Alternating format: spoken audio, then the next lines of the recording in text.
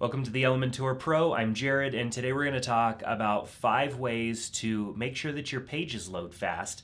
Elementor pages definitely load fast because Elementor is fantastically optimized, but you can easily make a page load pretty slow by adding in too many elements, adding in images, heavy things that are going to make a page load slowly. So after you've built out your page, you definitely want to make sure that it loads fast. You can check with your own internet, but if you live in an area with good internet, it might not give you a good representation of how the rest of the world is going to experience your website. There are tools that you can use to figure out whether a page is loading fast or if there are some issues, and these tools also help you understand what you need to change in order to make those pages load faster. One of those tools is GTmetrix.com. It's free to use, and so you can see I just recently ran this test just a moment ago on a client website that I've built, Jake's Nut Roasters. You can see it has a grade of A with a 99% performance. There's definitely good results here. This is a website that has a video that loads in the header or in the main area. So if I refresh this page, which I'll do here, we have a video that's going to display. And what it has is a fallback image in place, which is great for page load. If the video takes a little while to load, the fallback image is going to display, and so it's not going to affect page load speed. That video is now loading in the background, which right now, that seemed to take forever. My internet is not super fast today. So the GTmetrix score on this site looks great. You definitely want to aim for a B or an A. Anything lower than a B is going to cause issues with people viewing your website. Sometimes those issues could be just mobile specific, and so there's another test that you can run as well, which is the Google Page Speed Insights test. And I've got links to both of these down in the description of this video so that you can easily get to them. You can see that Google is a little tougher on my website. It is showing the mobile version of the website, and it's giving some additional information here that are areas that I need to work on. So first, contentful paint, which means something showing up so that when people go to the website, something should show up immediately, like really fast. And for the first couple of milliseconds here or whatnot, or I guess it's saying 2.3 seconds, nothing at all showed up. So that's something to consider. And this could be due to my hosting. If my hosting is not really fast, which I know it is, so typically I think this site would perform a little better than this. If your hosting is not super fast, you could have issues here where your first content paint is not going to display for multiple seconds. It's also saying my largest content paint takes 4.5 seconds, which is probably this fallback image that I have in here that displays before the video loads. And because that takes a bit of time, I should probably work on compressing this image and bringing its file size down. And then time to interactive, 4.8 seconds. That's how long it takes before you can actually interact with the website, start scrolling, doing anything like that. So those are things that I might want to work on a little bit. And it also gives me some recommendations down here, showing me file sizes. So I've got some images down below that are a bit large. This is almost 1.3 megabyte file, so I definitely need to compress that one and bring that down. Even just to half of its size would be a huge improvement. So there's a little bit of work, but a 77 from Google is still pretty darn good. You definitely don't want to be below 60, but of course the highest you can get, the better. I've found the only way to get 100 on here is to have a plain text website with no images, no graphics at all, just text only. Haven't found really a way to get to 100 without making some major sacrifices to the site. All right, so what are some of the things that you should consider when you're thinking about your website and the layout of your website? Images are going to be the biggest overhead on your page. We've got large images here. On this page, I've got product can images. These are PNG images because I want to have transparency and not a solid block because I want to be able to overlay the image like this over a background. And so I have a lot of images here and I have to consider their size. So a lot of people will take whatever images they have off of their camera or whatever it came from and just throw it right into their website. Well, those images are going to be very large in size, often several megabytes in size.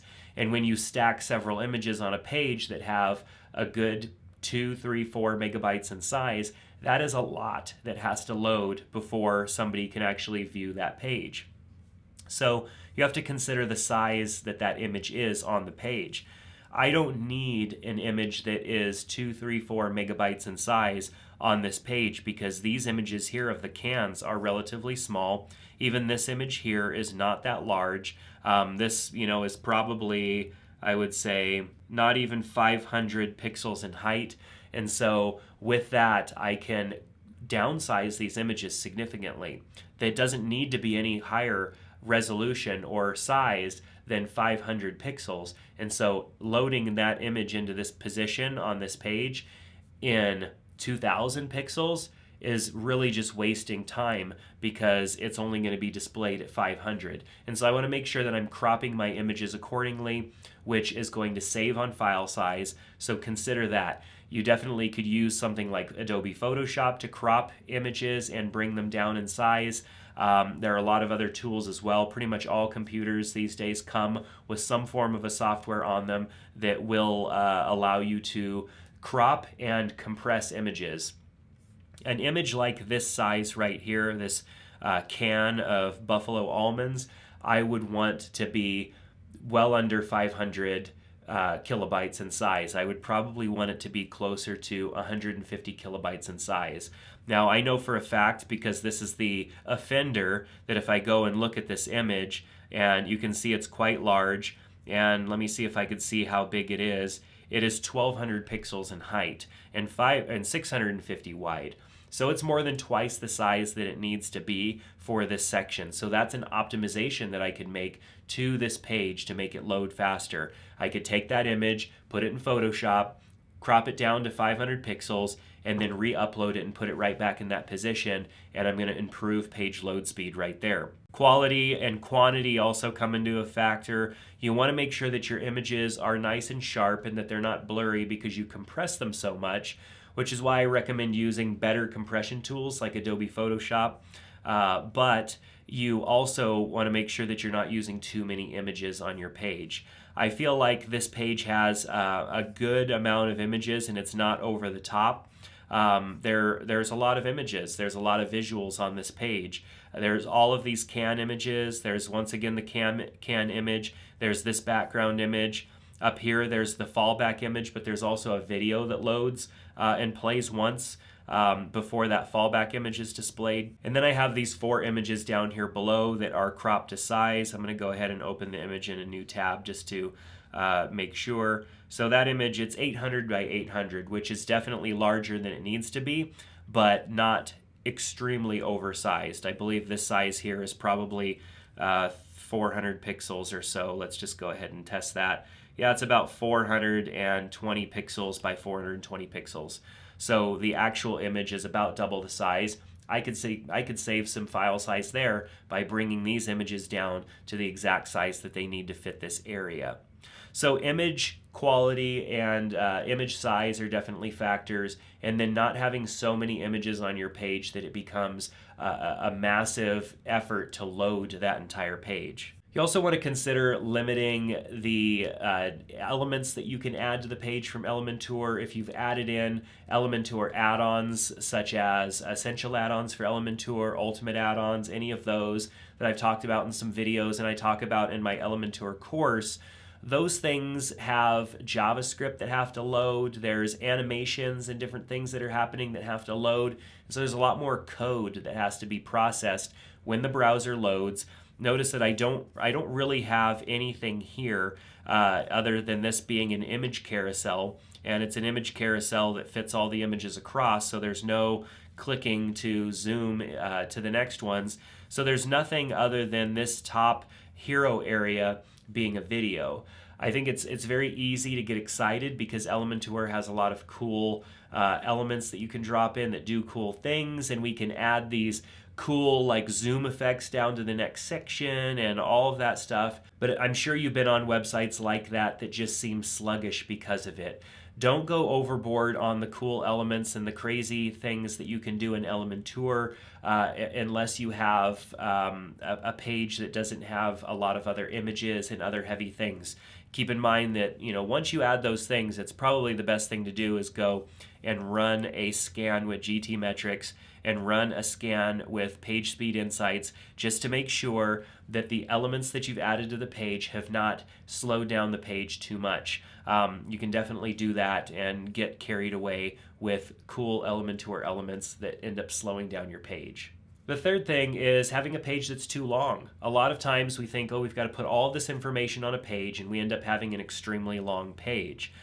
It's better to break up a page into 2 pages than to have an extremely long page. A long page is going to take a long time to load, and you're going to have to rely on things like better caching plugins and stuff like that to load things as you scroll to them, which definitely even adds more for the page to have to do. It's great that there are caching plugins. We're going to talk about those in a second, but having an extremely long page is going to take a lot longer for people.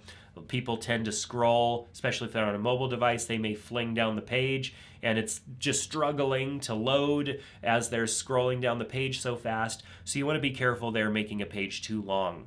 I think an appropriate length for a page is something along the length of this page that we've been looking at. We've got a hero section, we've got a product section, we've got a call out section, we have a kind of a call to action here, and then we have another section down below before we get to the footer. I could probably add 2 more sections to this page and still be fine. Going too much longer than that makes for a very long page, and people get on the page and they start to scroll and they might have even forgotten what was on the top of that page by the time they get to the bottom. You definitely even want to consider the page being too long for a person's attention span.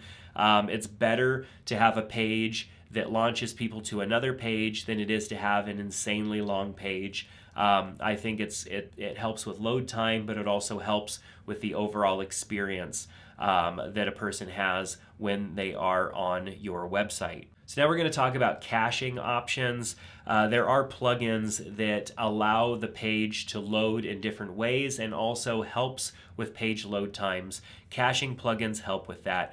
WP Super Cache is one of the most popular ones. It's free to download. It's actually from WordPress themselves, from their parent company Automatic. I believe they bought out WP Super Cache a while ago. Tons of people use it, over 2 million active installations. And so WP Super Cache is a great option for caching. It provides the ability to cache a page, which means that elements that are loading are going to be made available faster for the browser. It's also going to tell the individual's browser that there are similar elements, and so it's not going to require elements to load over and over again. For example, on a website like this, I have the logo up top. I don't have the logo down at the bottom, but if I had the same exact file down at the bottom, caching plugins help with the loading of files that are available in more than one place on a page. Caching helps with loading elements that typically would reload again when you go to a new page. And so plugins like that can help a lot. It also helps instruct the browser on how to load the page. And so right here, when we load this page, all we really need to have visual right away is the logo and this image that's in the hero section. And then everything that's down below can load after those items have successfully loaded. And so it changes the loading process on the page as well. There's other things that it does kind of in the back end that helps with pages on WordPress, Elementor, and just pages in general loading faster, especially as you navigate or as a user navigates throughout your website.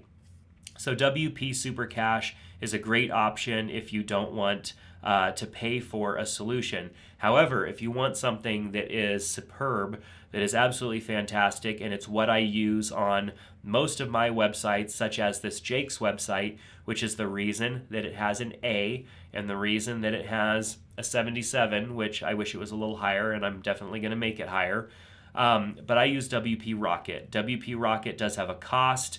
I've got a link down in the description below for you to check out WP Rocket and get a like a free trial, essentially. But WP Rocket gives you a lot more control. It allows things like the minification of code, so that way the code loads faster, because the code that has to load for WordPress and for your theme and for Elementor and for all of those things is going to take a little while as well. And so it goes and minifies things like your CSS and your JavaScript and stuff like that. There's tons of people that use it. It walks you through, all of the things on why it's good here on their website. But WP Rocket is a premium product. It is a good product that provides much more control. And I believe their dashboard is just extremely easy to use. And it's easy for me to go in and optimize a website with WP Rocket super quick. It takes me like less than 2 minutes to go in and toggle the boxes that I want to toggle, enable it, and then my website goes from scoring like a B minus all the way to like an A or even close to an A plus because of the abilities of this caching plugin. Pricing for it, $49 for a year for a single website. You think, that's $50, that's a lot of money. But think about what the cost would be to you if one person left your website or 10 people left your website because it wasn't loading very fast. $49 a year does not sound too bad. Like I said, definitely check out the link down below. By signing up for WP Rocket using that link, it helps support our channel here and what we're doing, so I'd appreciate that. So caching plugins definitely, I think, are a requirement on a website. If it's a visual website with some images and stuff like that, you want to utilize a caching plugin. The last thing is to not skimp on your hosting. It's very easy to go and sign up for a cheap hosting plan that's less than $10 a month. And if your website is fairly simple and load speed is not a huge factor to you, then that's probably fine. You can get away with that. If you don't have large, bigger images or video or anything that you need to load relatively quickly, those cheaper hosting platforms, those cheaper hosting accounts are going to be just fine. However, if you have a website that you want to load faster, that you have some nice images and some elements on the site, and you just can't seem to get them to load faster, your hosting may be a problem, and you may want to look at a faster hosting provider. I've got a link in the description to the two that I recommend. I recommend Bluehost and I recommend Nexus. Bluehost is great because their pricing is great and their hosting is pretty good. They have cheaper plans, but they also have better plans that have they don't say that it improves load speed, but with the increased price comes the better load speeds. And so Bluehost, they've been around for a long time. They're great. And then Nexus is part of Liquid Web, which is the hosting platform that I use. I use dedicated servers because I manage all of my own client sites. But Nexus is their managed WordPress platform, and Nexus is absolutely fantastic. The platform is super easy. It has things like automatic updates for WordPress, so it's automatically updating your plugins and stuff like that and notifying you if there's going to be an issue with that update. Like, Nexus is great, and the pricing is not bad. So if we're looking at, say, WordPress pricing here, they've got it starting at $9.50 a month for 6 months, and then it goes to $19 a month. So under $20 a month for fantastic hosting that's not going to have the issues that some of these slower budget hosting platforms have. So this video has been quite long. I've given you a lot to think about. Definitely use the timestamps in the description below to jump back around and revisit some of these things that I've talked about here. But page load speed is super important.